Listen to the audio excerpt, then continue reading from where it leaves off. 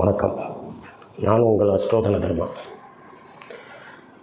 திதி யோக சிறப்பு பயிற்சியாளர் திரு தனியாசலம் ஐயா அவர்களின் தசாபுத்தி கணிதம் பகுதி 1 கொடுக்கப்பட்டுள்ளது. இதை காணாதவர்கள் நமது சேனலில் சப்ஸ்கிரைப் செய்து பார்க்கவும். பகுதி 2 திதி யோக கர்ணம் வைத்து பலன் சொல்லும் முறைகள் கொடுக்கப்பட்டுள்ளது. இதை சப்ஸ்கிரைப் செய்து காணவும். மேலும் இது போன்ற நிறைய பதிவுகள் கொடுக்கப்பட உள்ளேன். ஆகவே நமது சேனலை சப்ஸ்கிரைப் செய்து நிறைய பதிவுகளை கண்டு பயன்பெறுமாறு கேட்டுக்கொள்கிறேன். இப்படிக்கு உங்கள் தனதர்மா. நன்றி, வணக்கம். பொதுவாக என்னன்னு கேட்டீங்கன்னா, திதி யோக கர்ணத்துல நீங்க அசைக்க முடியாத அளவுக்கு நிறைய விஷயங்கள் சொல்லியிருக்கீங்க. பொதுவாக அந்த ஜாதகத்துல நம்ம அப்ளை பண்ணும்போது அந்த திதி யோக கர்ணத்தை பத்தி உங்களுக்கு ஓரளவுக்கு சிம்பிளான ஒரு விளக்கத்தை கொடுங்க.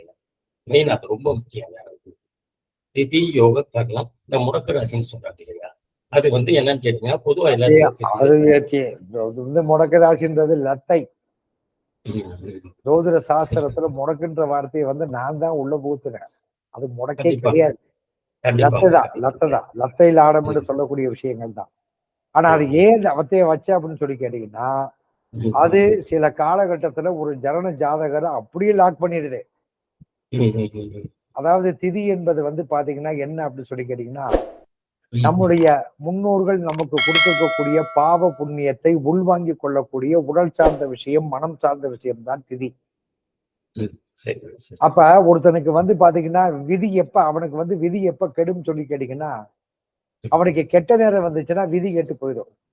விதி கெடுப்பதற்கு முக்கியமான காரணம் மதி கெட்டுடின் விதி போயிடும். ஒருத்தனுக்கு கிட கேடு காலம் வந்துச்சுன்னா அவன் எண்ணங்கள் பூரா தப்பா இருக்கும். அந்த எண்ணங்கள் பூரா செயல்பாடுகள் வரும். அப்ப விதி கெட்டிடின் பாத்தீங்கன்னா, விதி கெட்டு போச்சுன்னா மதி கெட்டு போனாத்தான் விதி கெட்டு போகும்னு ஒரு பழமொழி உண்டு. நம்ம சொல்லுவோம், விதி கெட்டிடின் மதியை திதி கெட்டிடின் மதியை பார், விதி கெட்டிடின் உதயத்தை பார். இப்படி பல கோணங்கள்ல சொல்லப்பட்டாலும், அதாவது ஒரு மனிதனுடைய செயல்பாடுகளை, நடக்கக்கூடிய நிகழ்வுகளை என்ன இவ யார் இந்த பிறக்கக்கூடிய ஆண் பெண் ஜாதகம், இந்த உலகத்துல பிறக்கக்கூடிய இந்த அனைத்து விதமான உயிர்களும் எந்த இடத்தில் யாருக்கு யார் தாய் தகப்பனால் பிறக்கப்படுகிறது, ஜீவிக்கப்படுகிறது. அந்த ஜீவிக்கப்பட்ட கர்மா என்ன நிலைமைகள் இருக்கிறது, அவருடைய கல்வி, அவருக்கு வரக்கூடிய குடும்பம், அவர் சார்ந்த தொழில், அவர் இந்த உலகத்தில் செய்யக்கூடிய பிரபஞ்சத்தினுடைய இயக்கத்தை, அதாவது அந்த தனி மனிதனுடைய ஜாதகத்தினுடைய ஊழ்வினை விதியை நிர்ணயம் பண்றது திதிதான். இப்ப நீங்க பாத்தீங்கன்னா, பிரதமை திதியில பிறந்தவனுக்கு பிரதமை திதி, துவாதேசி திதியில பிறந்தவங்களுக்கு எப்படின்னு கேட்டீங்கன்னா, 25 வயசுல இருந்து 45 வயசுக்குள்ள அந்த திதியினுடைய வேலை அந்த ஜாதகத்திற்கு என்ன பண்ணும் அப்படின்னு சொல்லி கேட்டீங்கன்னா, 25 வயசுல 40 வயசு ஒரு மனிதனுக்கு என்ன காலகட்டங்கள்? திருமணம் பண்ணணும், தொழில் பார்க்கணும், தொழில் மூலியமாக முன்னேற்றம் வரணும், குடும்ப வாழ்க்கையை சிறப்பா இருக்கணும். அப்ப பிரதமை திதியிலேயே துவாதேசி திதியிலையும் பிறக்கிறவனுக்கு இந்த 25 வயசுல இருந்து 45-40 வயசுக்குள்ள இந்த பிரதமை திதி அதனுடைய விதியை அந்த ஜாதகருக்கு என்ன பண்ணணும் கேட்டா, ஒண்ணு குடும்பத்தை கிடைக்கும், இட தொழில கிடைக்கும்.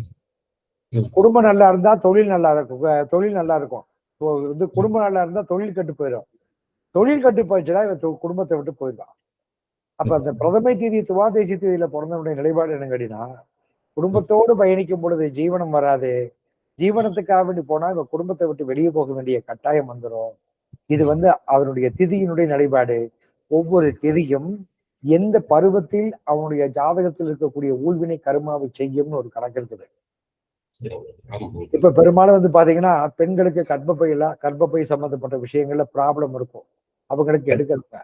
சரி, இது பாத்தீங்கன்னா வயசு குழந்தைகளுக்கு குழந்தை பெற முடியாதவங்களுக்கு இருக்கிறது ஓகே. ஆனா தாயாருக்கு 40 வயசு 50 வயசுக்கு உள்ள குழந்தைகளுக்கு கர்ப்பப்பை எடுக்கிறாங்கன்னு சொல்லி கேட்டீங்கன்னா, பெரும்பாலும் சஷ்டி திதியில பிறக்கக்கூடிய சஷ்டி திதியில பிறந்த குழந்தைகளை பெற்றெடுத்த தாய்மார்கள் தான் பெரும்பாலும் கர்ப்பப்பை கோளாறுக்கே ஆவாங்க.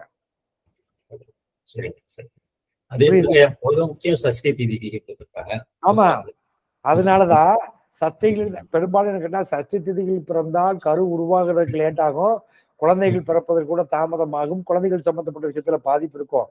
சில அனுபவ ரீதியாக கணக்கு போட்டு பார்க்கும் பொழுது சஷ்டி திதியில் பிறந்த ஒரு குழந்தையை பெற்றெடுத்த தாய்க்கு அநேகமாக கர்ப்பப்பை பாதிப்படைஞ்சிருது. சஷ்டி திதியில ஒரு குழந்தையை பெற்றெடுத்த தாய்க்கே கர்ப்பப்பை பாதிப்பாகுது. அந்த அளவுக்கு திதியினுடைய நிலைப்பாடுகள் இருக்கு. அதை இன்னும் நமக்கு யாரும் அதுக்கு முக்கியத்துவம் கொடுக்கல. சில பேர் சொல்றாங்க திதியை பத்தி இந்த கம்ப சூத்திரம் பண்றாங்க, ஏமாத்துறாங்க. அது நம்ம பார்த்துக்கிட்டானே இருக்க, இப்ப 10 வருஷம் பார்த்துக்கிட்டானே இருக்கிறான். அதனால என்ன கேட்டீங்கன்னா இது பாத்தீங்கன்னா ஒரு மிகப்பெரிய சப்ஜெக்ட். ஆமா ஆமா. அப்படி போது இப்ப பாத்தீங்கன்னா பிரதமை, துதியை, திருதியை, சதுர்த்தி, இப்படி ஒவ்வொரு திதிகள்லையும் அந்த திதிகள் எதன் மூலியமாக கர்மா இயங்குச்சே, அந்த திதியில பிறந்தவங்க தகப்பனால பாதிப்பானா, சகோதரனால பாதிப்பானா, சமுதாயத்தால பாதிப்பானா, இல்ல கணவன் மனைவியால பாதிப்பாங்களா, குழந்தையால் பாதிப்பாங்களா, இல்ல பெற்ற தகப்பனே தலைவலியாக வந்துருவானா, அல்ல அவனே அவனுக்கு பகையாயிருவானா, இப்படி தனிப்பட்ட முறையில் அதாவது பிரதமை, துதியை, திருதியை, சதுர்த்தி, பஞ்சமி, சஷ்டி, சப்தமி, அஷ்டமி, நவமி, தசமி, ஏகாதசி, துவாதசி, திரியோதசி, சதுர்த்தசி, இந்த 14 திதிகள்ல பிறந்தவனுக்கும் 14 திருதிகள்ல ஊழ்வியையில வாங்கி வந்த கர்மாவுக்கு தகுந்தபடி இதனுடைய பாத்திரத்தில் எந்த பாத்திரத்தின் மூலியமாக பாதிப்பை அடையும் என்பதை மிக தெளிவாக சொல்லிடலாம். அதாவது சில பேருக்கு பாத்தீங்கன்னா எல்லாமே இருக்கும், படிப்பு இருக்கும், கல்வி இருக்கும், கணவன் மனைவி இருப்பாங்க, குழந்தைகள் இருப்பாங்க, எல்லாம் இருந்தாலும் பயன்பாட்டுக்கு வராம அவர்கள் அதை சந்தோஷமாக வாழ முடிய சூழ்நிலையை மறைமுகமாக தடுப்பது எதுக்குன்னா திதி தான் தடுக்கும். அடுத்து திதி அதிக முக்கியத்துவம் இதனால நம்ம கொடுக்குறோம் ஐயா. இப்போ ஐயா இப்போ ஒரு குறிப்பிட்ட இதுல பாத்தீங்கன்னா அவங்களோட இதுல எல்லாமே முடக்கு ராசி சம்பந்தப்பட்டது அதிக அளவுல கொடுக்குறீங்க. அத பத்தி பேசுறதாக இருந்தா அதுக்கு தனியா ஒரு எபிசோடு ஒரு 2 மணி நேரமாவது பேசணும். நம்ம ஒரு மேலோட்டமான விஷயத்தை கொடுத்துட்டுலாம் நம்ம போக முடியாது. அப்ப ஒண்ணு செய்யுங்க, நீங்க அடுத்து என்ன கேட்டீங்கன்னா உங்க லிங்க்ல பொதுமக்கள் மத்தியில வர சொல்லுங்க. நீங்க லிங்க கொடுங்க, நான் உங்களுக்கு நம்ம ஸ்டார் அகாடமி மாதிரி ஒரு விஷயத்த கொடுக்குறேன் நானு. அப்ப நிறைய விளக்கங்களை சொல்லலாம். சும்மா பாத்தீங்கன்னா இப்ப எந்த யூடியூப்பை திறந்தாலே கிட்டத்தட்ட அப்ப சந்திர மண்டலமே செவ்வாய் மண்டலத்தை தவிர முடக்கு ராசியை பத்தி என்னென்னமோ உளர்றாங்க மொத்தத்துல. கண்டிப்பாங்க. அது நீங்க வந்ததுக்கு அப்புறம் தான் திதி, சூரியம், இந்த முடக்கு ராசிகள் அப்படிங்கிறதே ஒரு பெரிய அளவுல வரவேற்பு பெற்றிருந்தீங்க. இப்ப நான் என்ன சொல்றேன் கேட்டீங்கன்னா பூரா வெளியில பல பேர் பாத்தீங்கன்னா இன்னைக்கு ஜோதிட சாஸ்திரம் என்ன பண்றாங்க, ஜோதிட சாஸ்திரத்தினுடைய நிலைப்பாடு ஒரு வருத்தப்பட வேண்டிய விஷயம் கேட்டீங்கன்னா, ஒரு ஜோதிடர் இருந்தாருன்னா ஒரு ஜோதிடர் பார்த்த உடனே ஒரு 2 பேருக்கு 3 பேர் அவங்க பார்த்தவங்க விஐபி ஆயிட்டாங்கன்னு வச்சுக்கிறீங்களேன். ஒரு ஆள் ஒரு எம்எல்ஏ சீட்டுக்கு ஒருத்தர் நிக்கிறாரு அல்லது எம்பி சீட்டுக்கு ஒருத்தர் நிக்கிறாருன்னு வச்சுக்கிறீங்க. அவர் பாக்குறாரு, பார்த்த உடனே அவர் எம்எல்ஏவி எம்பி ஆயிட்டாருன்னா அந்த 2 பேருக்கு ஆக வேண்டிய அவர் அன்னையில இருந்து ஜோதிட சக்கரவர்த்தியாக தன்னையே பிரமாணப்படுத்திக்கிறார். 2 பேருக்கு அவர் ஜோதிடன்னு சொல்லிட்டாருன்னா ஜோதிடம் நம்ம எல்லாம் 25-30 வருஷம் பாக்குறோம். நமக்கே சில காலகட்டங்கள்ல ஜாதகம் தண்ணி காட்டுது. இன்னும் நம்ம ஆய்வு பண்ணிட்டு இருக்க, நம்ம ஜோதிடன்னு சொல்லக்கூடாது, நம்ம ஜோதிட ஆராய்ச்சியாளர் அல்லது பயிற்சியாளர் தான் சொல்லணும். ஒவ்வொரு நாளும் ஒவ்வொரு ஜாதகமும் நமக்கு பாத்தீங்கன்னா யூகத்தை கொடுத்துக்கிட்டு இருக்கக்கூடிய நம்முடைய கணக்கு என்னங்கன்னா மக்களுக்கு வெளிப்புணர்ச்சி. இந்த திருமண பொருத்தம் பார்க்க ஒரு நாளைக்கு திருமண பொருத்தத்தை கேளுங்க, நம்ம ஒரு நாள் வெளுத்து வாங்கலாம். இந்த 8 கெட்டு ராசி இதை விட கொடுமை என்னன்னு கேட்டீங்கன்னா, ஒரு கோயிலுக்கு போனோம்னா இவன் இந்த ராசிக்காரங்க இந்த கோயிலுக்கு தான் போகணும்னு எந்த சட்டத்திட்டத்துல கொடுத்துருக்காங்க, எந்த நூல்ல கொடுத்துருக்காங்கன்னு தெரியல. இதை விட கேட்டீங்கன்னா ஒரு கோயிலுக்கு பரிகாரத்துக்குன்னு ஒரு கோயிலுக்கு சொன்னா நேரதான் வீட்டுக்கு வரணுமாமா, நேரம் போயிட்டு நேரதான் வரணுமாமா.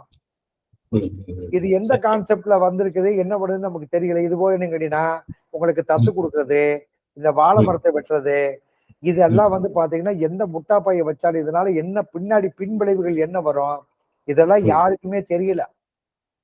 அதுபோக இந்த ஆயில்ய நட்சத்திரம் மாமியாருக்கு ஆகாது, மூல நட்சத்திரம் மாமனாருக்கு ஆகாது. இதெல்லாம் பாத்தீங்கன்னா மிகப்பெரிய முட்டாள்தனமான கணக்கு. அதுபோக இந்த செவ்வாய் திசை ராகு திசையெல்லாம் பயங்கரமான ஹம்பக்கு.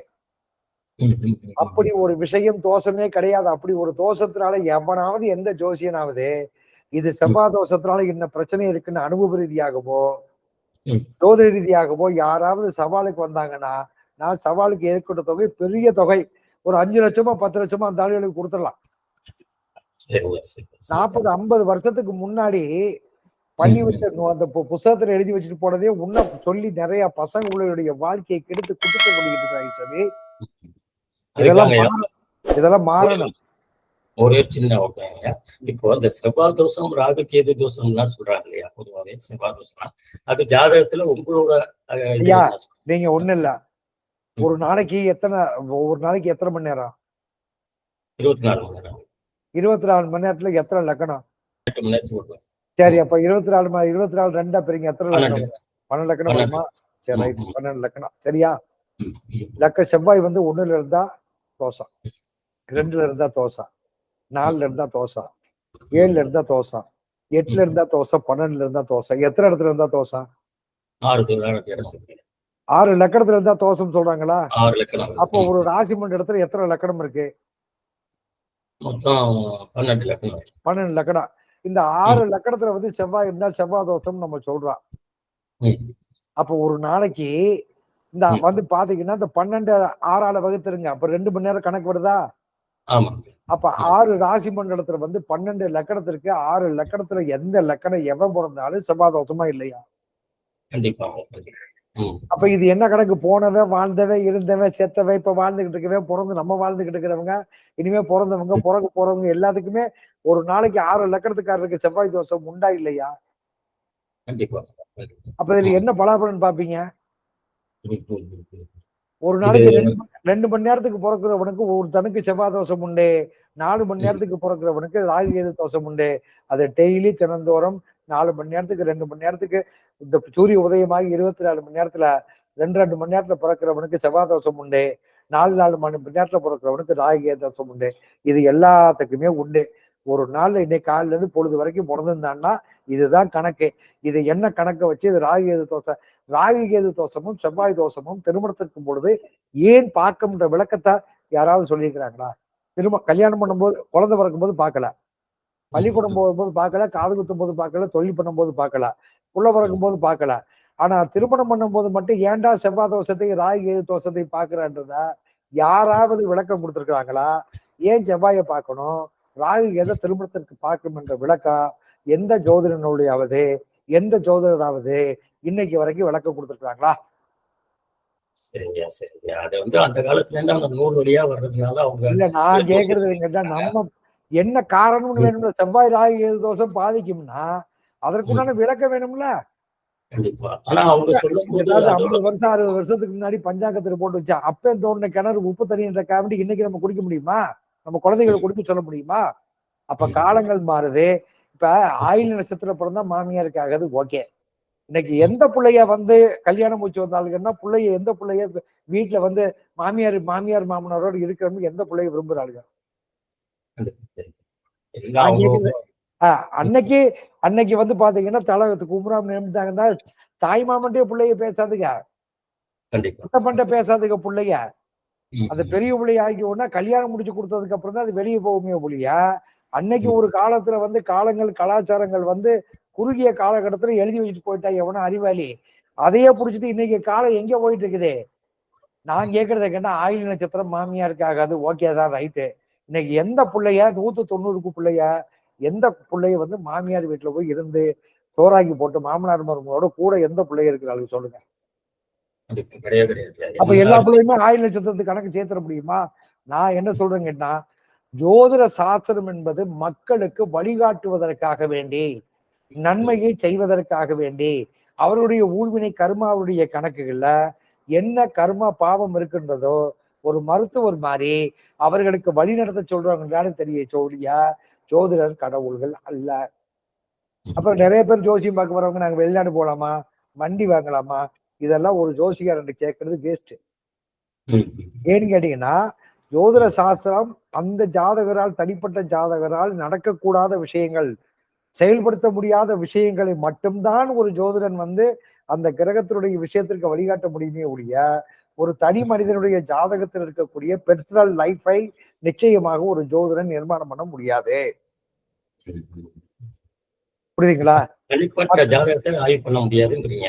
ஆமா, நான் என்ன சொல்றேன் கேட்டீங்கன்னா, அவனுக்கு குழந்தை இல்ல, தொழில் இல்ல, கல்யாணம் இல்ல, அவருடைய வாழ்க்கையில நோய் நொடிகள் இருக்கு, இது சம்பந்தப்பட்ட விஷயத்துக்கு நம்ம சொல்லலாமே ஒழிய அவன் அன்றாட செய்யக்கூடிய நிகழ்வுகளுக்கு ஜோதிட சாஸ்திரத்தில் யாருக்கும் அருகதை இல்லை. நிகழ்ச்சி ஓகே. அடுத்து வந்து பாத்தீங்கன்னா ஒவ்வொரு சப்ஜெக்டா நீங்க நம்ம போட்டோம்னா ஒரு 1 மணி நேரம் 2 மணி நேரம் போட்டு நீங்க இது வந்து மக்களுக்கு உபயோகம் உள்ள நிகழ்வாக நீங்க செய்யுங்க. இன்னைக்கு ஆரம்பிச்சிருக்கீங்க. Right, okay. ஓகே, ரொம்ப ரொம்ப நன்றிங்க. நன்றி நன்றி நன்றி நன்றி தனவர்மாங்க. உங்களுடைய இது இன்னைக்கு கொடுத்திருக்கக்கூடிய விஷயங்களை தயவு செய்து வந்து பாத்தீங்கன்னா இதை கொஞ்சம் ஆராய்ச்சி பண்ணி பாத்தீங்கன்னா உங்களுக்கு கண்டிப்பாக தெரியும். ஜோதிடன் என்பது ஆராய்ச்சியாளன், யூகத்திற்குரிய அடிப்படையில் கணக்கு. இதை பயன்படுத்தி பார்த்து அனைவரும் நலமுடன் இருக்கும் வரை எல்லாம் வல்ல இறைவனையும் பிரபஞ்சத்தையும் வணங்குகிறேன். நன்றி தனவர்மாங்க. உங்களுக்கு இந்த எனக்கு ஒரு வாய்ப்பு கொடுத்தமைக்கு உங்களுக்கு நன்றி. ரொம்ப நன்றி. Right, okay. நன்றி நன்றி.